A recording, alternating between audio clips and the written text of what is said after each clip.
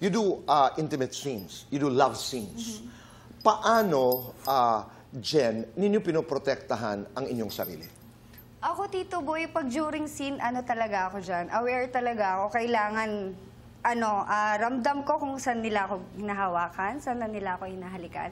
Para alam ko kung kailan ako aalma, Tito Boy. So, may pagkakataon na ba na may naitulak ka dahil sumusobra and was going beyond the boundaries? Thank God, Tito Boy, wala naman. Wala pa. Wala pa naman. Pero nag-uusap ba kayo ng direktor at sa ng leading man sa kung paano gagawin para hindi ka mabastos? Sobrang importante po ng Tito Boy, lalo na sa magiging ka-partner ko, na mag-usap kami para at least alam namin yung boundaries namin. Alright.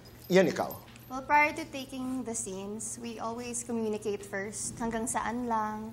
And I'm very firm about my boundaries, so I have not experienced anything wrong during Walang the pambabastos take. na nararanasan? Very professional so far. Okay. Sa labas,